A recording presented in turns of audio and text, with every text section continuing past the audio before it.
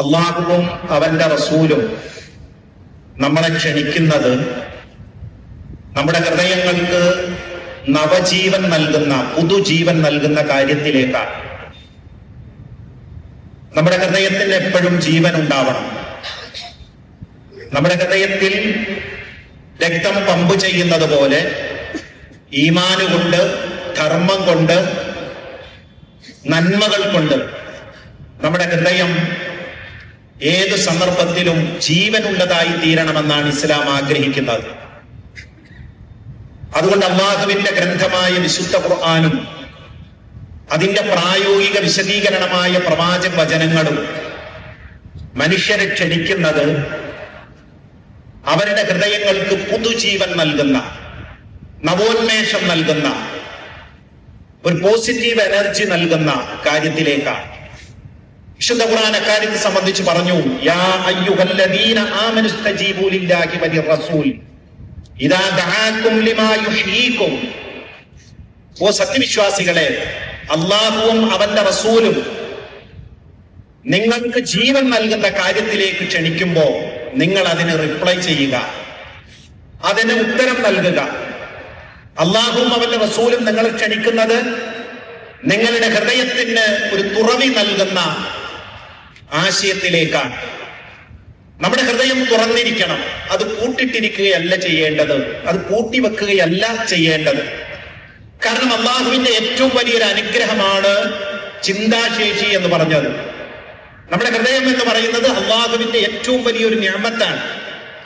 അതുകൊണ്ടാണ് വിശുദ്ധ ഖുർആൻ ചോദിക്കുന്നത്, അഫലാ യതദബ്ബറൂനൽ ഖുർആന അം അലാ ഖുലൂബിൻ അഖ്ഫാലുഹാ.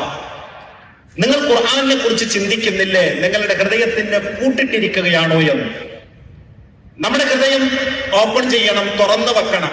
ആർക്ക് വേണ്ടി? സത്യത്തിന് വേണ്ടി, ധർമ്മത്തിന് വേണ്ടി, നന്മയ്ക്ക് വേണ്ടി. അത് കേൾക്കാൻ, അത് ചിന്തിക്കാൻ, അത് ഗ്രഹിക്കാൻ കഴിയുന്ന രൂപത്തിൽ മുൻധാരണയില്ലാതെ നമ്മുടെ മനസ്സ് തുറന്നു വെക്കണം.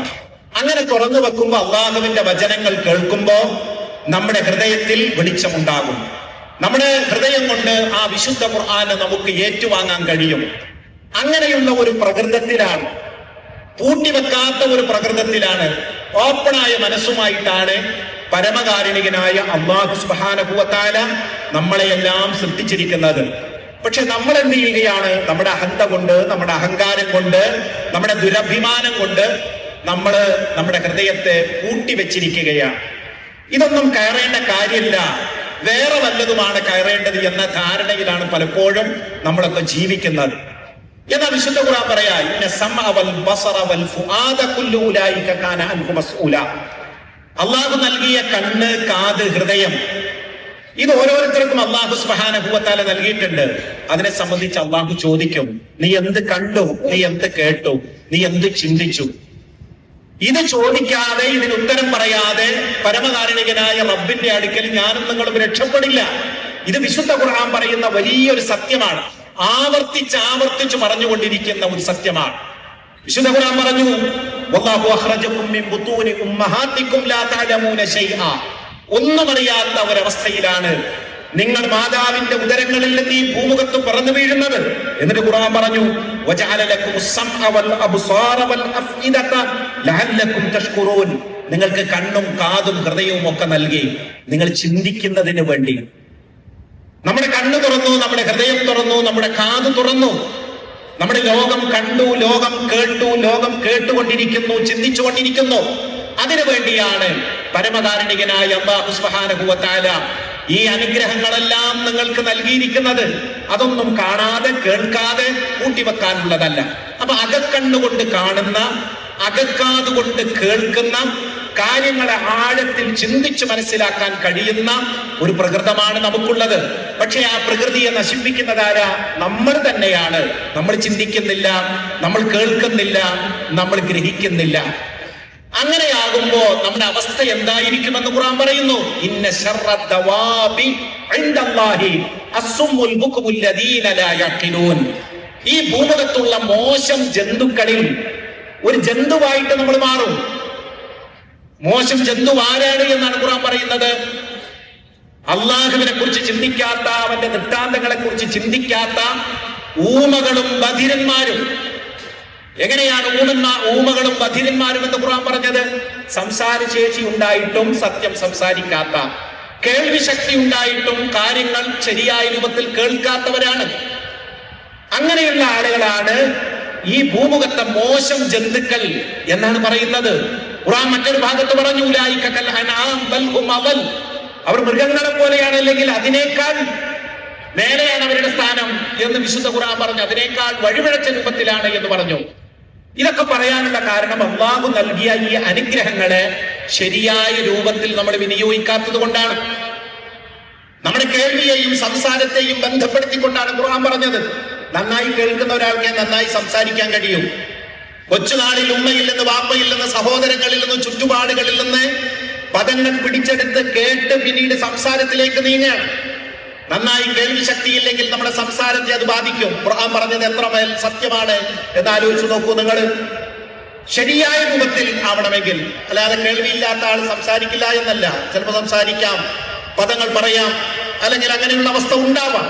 പക്ഷെ അതിനെ രണ്ടിനെയും ബന്ധപ്പെടുത്തിക്കൊണ്ടാണ് വിശുദ്ധ ഖുർആൻ പറയുന്നത്. ശരിയായ രൂപത്തിൽ കേൾക്കുമ്പോഴാണ് നല്ലത് സംസാരിക്കാൻ അവന് കഴിയുക. അപ്പൊ കാര്യം അറിഞ്ഞിട്ടും സത്യം സംസാരിക്കാത്ത ഒരാൾ, കാര്യം കേട്ടിട്ടും അത് ഗ്രഹിക്കാത്ത ഒരാൾ, അവനാണ് ഏറ്റവും മോശം ജന്തു എന്നാണ് വിശുദ്ധ ഖുർആൻ ഇവിടെ സൂചിപ്പിക്കുന്നത് എന്ന് സഹോദരങ്ങളെ, സഹോദരിമാരെ നാം മനസ്സിലാക്കേണ്ടതുണ്ട്. അല്ലാഹു സുബ്ഹാനഹു വ തആല നമുക്ക് അറിവ് നൽകി, വിജ്ഞാനം നൽകി, ആഴത്തിൽ ചിന്തിക്കാനുള്ള ശേഷി നൽകി. അതൊക്കെ ഓരോ കാലഘട്ടത്തിലും അല്ലാഹു ഇങ്ങനെ നൽകിക്കൊണ്ടിരിക്കും. അല്ലാഹുവിന്റെ അനുഗ്രഹമാണത്. അല്ലമൽ ഇൻസാന മാ ലം യഅലം. മനുഷ്യൻ അറിയാത്ത കാര്യങ്ങൾ അല്ലാഹു പഠിപ്പിച്ചു. അത് ഒരു തലമുറയ്ക്ക് പഠിപ്പിച്ചു കൊടുത്ത വിവരമല്ല അടുത്ത തലമുറക്ക് നൽകുന്നത്. കഴിഞ്ഞ തലമുറ കണ്ടെത്തിയ കാര്യങ്ങൾ യാഥാർത്ഥ്യമായി വരുന്നത് ഈ തലമുറയിലായിരിക്കാം.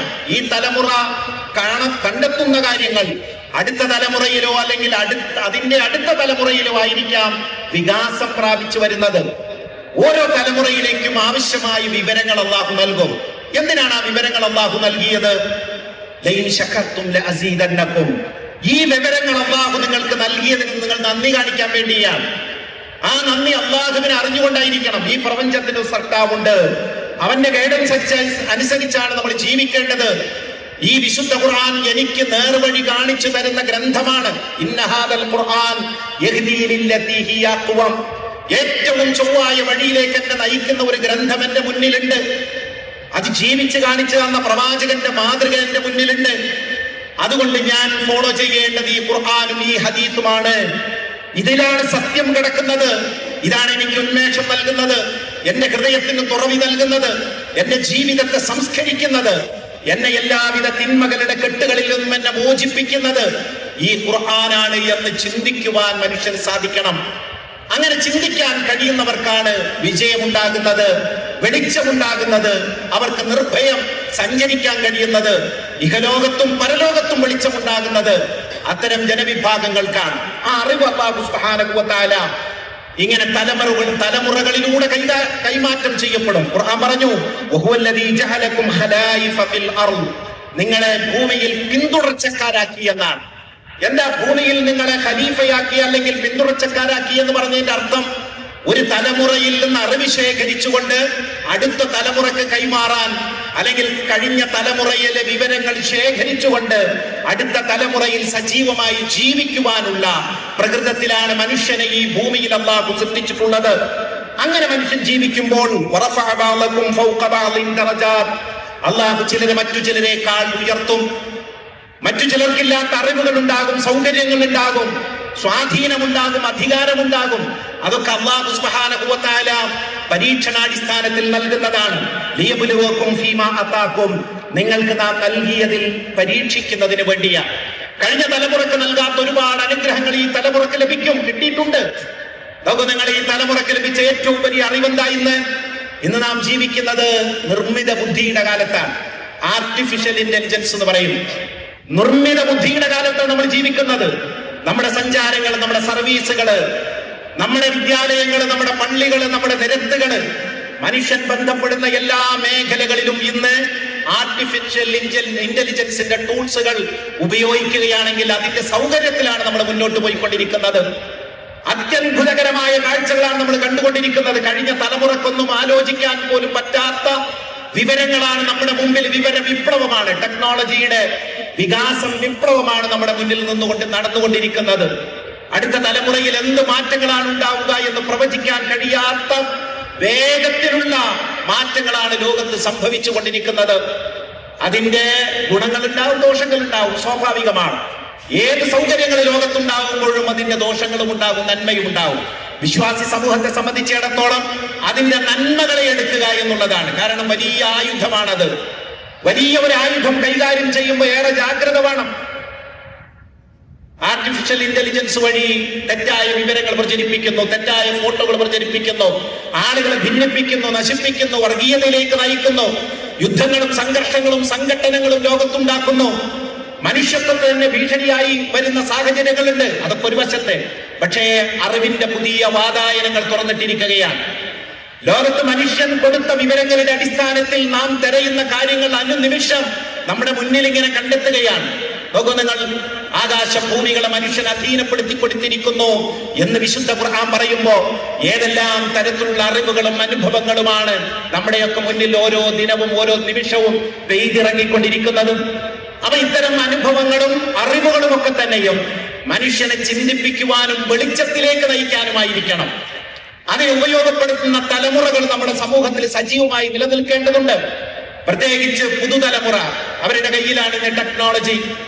മുതിർന്ന ആളുകളും പുതുതലമുറയും തമ്മിലുള്ള ഒരു ഗ്യാപ്പ് രൂപപ്പെട്ടിരിക്കുകയാണ്. നമ്മൾ നിഷേധിച്ചാലും ഇല്ലെങ്കിലും ഡിജിറ്റൽ നാറ്റീവ്സ് എന്നും അല്ലെങ്കിൽ ഡിജിറ്റൽ എമിഗ്രൻസ് എന്നൊക്കെ പറയുന്ന ഈ രണ്ട് വിഭാഗങ്ങൾ തമ്മിലുള്ള ഒരു യുദ്ധം സമൂഹത്തിൽ നടന്നുകൊണ്ടിരിക്കുന്നുണ്ട്. കുറച്ച് മുതിർന്ന ആളുകളാണെങ്കിൽ അവരെ സംബന്ധിച്ചിടത്തോളം ടെക്നോളജി അത്ര വശമല്ല. എന്നാൽ ടെക്നോളജിയിൽ പിറന്നു വീഴുകയും അതിന്റെ എല്ലാ സാധ്യതകളും ജീവിതത്തിൽ അനുനിമിഷം ഉപയോഗപ്പെടുത്തുകയും ചെയ്യുന്ന ഒരു തലമുറയെയാണ് നമ്മൾ കണ്ടുകൊണ്ടിരിക്കുന്നത്. പാഠം നിഷേധിക്കാൻ കഴിയോ? നമുക്കില്ല. പാഠം നിരാകരിക്കാൻ കഴിയോ? ഇല്ല. അവരെ നേരിന്റെ വഴിയിൽ നയിക്കുക, ശരിയായ വഴി അവർക്ക് പറഞ്ഞു കൊടുക്കുക എന്നത് മാത്രമാണ് മുതിർന്നവരെ സംബന്ധിച്ചിടത്തോളം ചെയ്യാനുള്ളത്. അല്ലെങ്കിൽ ഈ ഗ്യാപ്പ് രൂപപ്പെടും. വിദ്യാർത്ഥിയും അധ്യാപകനും തമ്മിലുള്ള ഗ്യാപ്പ് വർദ്ധിച്ചുകൊണ്ടിരിക്കുകയാണ്. രക്ഷിതാക്കളും മക്കളും തമ്മിലുള്ള ഗ്യാപ്പ് വർദ്ധിച്ചുകൊണ്ടിരിക്കുകയാണ്. സമൂഹത്തിലെ യുവതലമുറയും അതുപോലെ സമൂഹത്തിലെ മുതിർന്നവരും തമ്മിലുള്ള ഗ്യാപ്പ് വർദ്ധിച്ചുകൊണ്ടിരിക്കുകയാണ്. അവരുടെ ആറ്റിറ്റ്യൂഡ് എന്താണ്, അവരുടെ ചിന്ത എന്താണ് എന്നൊന്നും നമുക്ക് പ്രവചിക്കാൻ കഴിയില്ല. ഈ തെരഞ്ഞെടുപ്പ് കാലത്ത് സ്ഥാനാർത്ഥികളും പാർട്ടിക്കാരും ഒക്കെ ഏറ്റവും ഭയപ്പെടുന്നത് ഈ യുവതലമുറയുടെ ആറ്റിറ്റ്യൂഡ് എന്തായിരിക്കുമെന്നാണ്. എല്ലായിടത്തും അങ്ങനെയാണ്, ലോകത്ത് മുഴുവൻ അങ്ങനെയാണ്. കാരണം അവരുടെ ചിന്തകൾ വേറെയാണ്, അവരുടെ കാഴ്ചപ്പാടുകൾ വേറെയാണ്. അതിനെയൊക്കെ നേരിന്റെ വഴിയിൽ കൊണ്ടുവരാനുള്ള ശ്രമങ്ങളാണ് മുതിർന്നവരുടെ വിവേകമതികളുടെ ഭാഗത്തുനിന്നുണ്ടാവേണ്ടത് എന്നാണ് ഈ കാര്യങ്ങളെല്ലാം നമുക്ക് സൂചിപ്പിച്ചു തരുന്നത്. പുതുതലമുറ ഈ ഉമ്മത്തിന്റെ ഏറ്റവും വലിയ അൽ ജീലുൽ ജദീദ് സർവത്തുൽ ഉമ്മത്തിൽ മുസ്ലിമ എന്നാ പറയുന്നത്. മുസ്ലിം ഉമ്മത്തിന്റെ ഏറ്റവും വലിയ സമ്പത്താണ് ഈ പുതുതലമുറ. ഈ പുതുതലമുറയെ അവഗണിച്ച് മുന്നോട്ട് പോകാൻ കഴിയില്ല. കാരണം അവരുടെ അടുക്കൽ ടെക്നോളജി ഉണ്ട്, അറിവുണ്ട്, അനുഭവങ്ങളുണ്ട്. പിഴവില്ല എന്നല്ല, കാരണം അവരെ പിഴപ്പിക്കാൻ വേണ്ടിയിട്ടുള്ള ഒരുപാട് ശ്രമങ്ങൾ നടക്കുന്നു. അതിന്റെ പിന്നാലെ പോകുന്ന ഒരുപാട് ആളുകളെ കാണാൻ കഴിയുന്നു.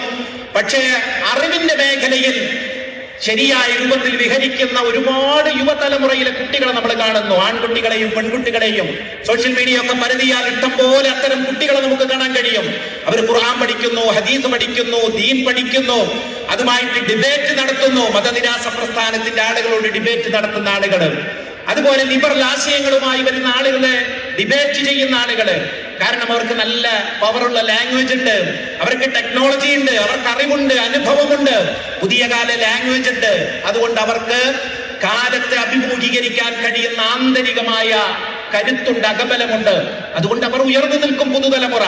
അവരെ നമ്മൾ പ്രോത്സാഹിപ്പിക്കുകയാണ് ഇത്തരം സന്ദർഭങ്ങളിലെല്ലാം വേണ്ടത് എന്നാണ് നമ്മൾ മനസ്സിലാക്കേണ്ടത്. സാമ്പ്രദായികമായ പലതിനെയും അവർ ചോദ്യം ചെയ്തുകൊണ്ടിരിക്കും. പുതുതലമുറയിലെ കുട്ടികളുടെ പ്രത്യേകത, അവർ ചോദ്യങ്ങൾ ഉന്നയിച്ചുകൊണ്ടിരിക്കും. ആ ചോദ്യങ്ങൾക്ക് ഖുർആനിന്റെയും ഹദീസിന്റെയും ഒക്കെ അടിസ്ഥാനത്തിലുള്ള മറുപടി പറയുക, ദീനിന്റെ അടിസ്ഥാനത്തിലുള്ള മറുപടി പറയുക എന്നുള്ളതാണ് വിവേകമതികളായ ഒരു സമൂഹത്തിന്റെ ഏറ്റവും വലിയ ബാധ്യത. അല്ലെങ്കിൽ അവരും നമ്മളും തമ്മിലുള്ള ഗ്യാപ്പ് വർദ്ധിക്കുകയും അവരെ നമ്മൾ അകറ്റുന്ന ഒരു സ്വഭാവത്തിലേക്ക് പോയാൽ ഈ സമൂഹത്തിൽ അത് വലിയ ദുരന്തത്തിന് അത് കാരണമായി തീരുകയും ചെയ്യും. നമ്മൾ ശ്രദ്ധിക്കേണ്ടതാണ്. അപ്പൊ അത് ഖുർആനും ഹദീസും ഒക്കെ പഠിച്ച ഒരു തലമുറയെ വളർത്തിയെടുക്കുവാനുള്ള ആസൂത്രിതമായ ശ്രമങ്ങൾ നമ്മുടെ ഭാഗത്തു നിന്നുണ്ടാവണം. ഖുർആൻ പ്രോത്സാഹിപ്പിക്കുന്നതും അത് ടെക്നോളജി ഉപയോഗിച്ചുകൊണ്ട് തന്നെ അത് മനസ്സിലാക്കാൻ കഴിയുന്ന തരത്തിലേക്ക് ഈ തലമുറയെ പരിവർത്തിപ്പിക്കുവാനുള്ള പ്രവർത്തനങ്ങൾ സജീവമാവേണ്ടതുണ്ട്. അങ്ങനെയുള്ള യഥാർത്ഥ വഴിയിൽ സഞ്ചരിക്കുന്ന മുത്തക്കിങ്ങളുടെ കൂട്ടത്തിൽ അല്ലാഹുവേ ഞങ്ങളെ നീ ഉൾപ്പെടുത്തി അനുഗ്രഹിക്കണം. മഹാനായ റസൂലുള്ളാഹി സ്വല്ലല്ലാഹു അലൈഹി വസല്ലം പറഞ്ഞു, അൽ മുഅ്മിനുൽ ഖവിയ്യു ഖൈറുൻ വഅഹബ്ബു ഇലല്ലാഹി മിനൽ മുഅ്മിനിൽ ദഈഫ്.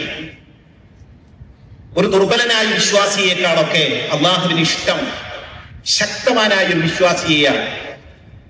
ശരീരം കൊണ്ട് മാത്രമല്ല, വിജ്ഞാനം കൊണ്ട്, അറിവ് കൊണ്ട്, അനുഭവങ്ങൾ കൊണ്ട്, ടെക്നോളജി കൊണ്ട്, സമൂഹത്തിന്റെ സ്വാധീനങ്ങൾ കൊണ്ട് ഒക്കെ ഉയർന്നു നിൽക്കുന്ന ഒരു വിശ്വാസി. അവൻ ഒരുപാട് കാര്യങ്ങൾ സമൂഹത്തിൽ ചെയ്യാൻ കഴിയുമെന്നാണ് മഹാനായ പ്രവാചകൻ സല്ലല്ലാഹു അലൈഹി വസല്ലമയുടെ ഈ വചനത്തിൽ നമ്മൾ ഗ്രഹിക്കേണ്ടത്. പ്രവാചകൻ സല്ലല്ലാഹു അലൈഹി വസല്ലം പറഞ്ഞു, ഉപകാരപ്രദമായ കാര്യത്തിൽ നീ കഠിനാധ്വാനം ചെയ്യണം. ആലസ്യം പടിഞ്ഞ് മടിമടിഞ്ഞ് നീ ഈ ദുനിയാവില് നിനക്ക് ഉപകാരപ്രദമായ കാര്യത്തില്, അതോടൊപ്പം തന്നെ നാളെ പരലോക രക്ഷയ്ക്ക് വേണ്ടിയുള്ള കാര്യത്തില് കഠിനാധ്വാനം ചെയ്യണമെന്നാണ് മഹാനായ പ്രവാചകൻ സല്ലല്ലാഹു അലൈഹി വസല്ലം പറഞ്ഞിട്ടുള്ളത്. അതുകൊണ്ട് തന്നെ അറിവും അനുഭവങ്ങളും ഒക്കെ വികസിപ്പിക്കുവാനുള്ള ആധുനിക സങ്കേതങ്ങൾ ശരിയായ രൂപത്തിൽ വിനിയോഗിക്കുവാൻ നമുക്കൊക്കെ സാധിക്കേണ്ടതുണ്ട്. ആ വഴിയിൽ പുതുതലമുറയെ നയിക്കുവാനുള്ള മാർഗനിർദ്ദേശങ്ങൾ നമ്മുടെ ഭാഗത്ത് നിന്ന് നിരന്തരമായിട്ട് നൽകേണ്ടതുണ്ട്. ഖുർആനുമായി ബന്ധപ്പെട്ടിട്ടുള്ള നിരന്തരമായ ചർച്ചകളും ഗവേഷണങ്ങളും ഒക്കെ നടക്കേണ്ടതുണ്ട്. ഖുർആനികമായ ഒരു അന്തരീക്ഷത്തില് നമ്മുടെ സമൂഹത്തെ വളർത്തിയെടുക്കുവാനുള്ള ആസൂത്രിതമായ ശ്രമങ്ങൾ ലോകത്തിന്റെ എല്ലാ ഭാഗങ്ങളിലും നടന്നുകൊണ്ടിരിക്കുന്ന ഒരു കാലത്താണ് നമ്മൾ ജീവിക്കുന്നത്.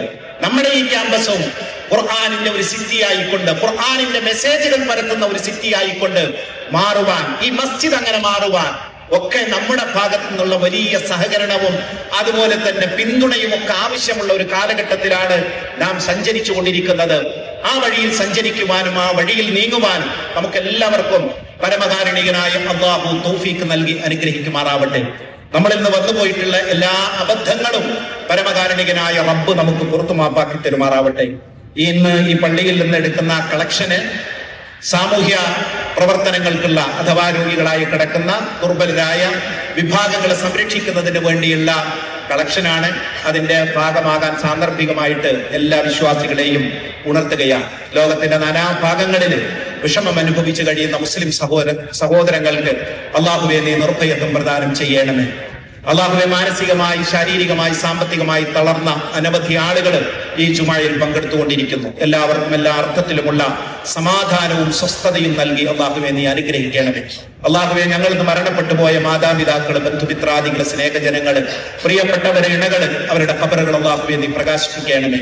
മഗ്ഫിറത്തും മർഹമത്തും നൽകി അനുഗ്രഹിക്കണമേ. അല്ലാഹുവേ ഞങ്ങൾ രോഗികളായി കിടക്കുന്ന മുഴുവൻ സഹോദരങ്ങൾക്കും ശിഫ നൽകി അനുഗ്രഹിക്കണമേ. അല്ലാഹുമ്മ ഫിൽ മുഅ്മിനീന വൽ മുഅ്മിനാത്ത് والمسلمين والمسلمات الأحياء منهم والأموات إنك مجيب الدعوات يا قاضي الحاجات. اللهم أجرنا من النار، اللهم أجرنا من النار. اللهم أعز الإسلام والمسلمين وأذل الشرك والمشركين. ربنا هب لنا من أزواجنا وذرياتنا قرة أعين واجعلنا للمتقين إماما. اللهم آت نفوسنا تقواها وزكها أنت خير من زكاها أنت وليها ومولاها. اللهم إنا نسألك الهدى والتقى والعفاف والغنى يا أرحم الراحمين. ربنا هب لنا من أزواجنا وذرياتنا قرة أعين واجعلنا للمتقين إماما. ربنا آتنا في الدنيا حسنة وفي الآخرة حسنة وقنا عذاب النار. اللهم صل وسلم على رسولك وعبدك محمد وآله وصحبه أجمعين والحمد لله رب العالمين.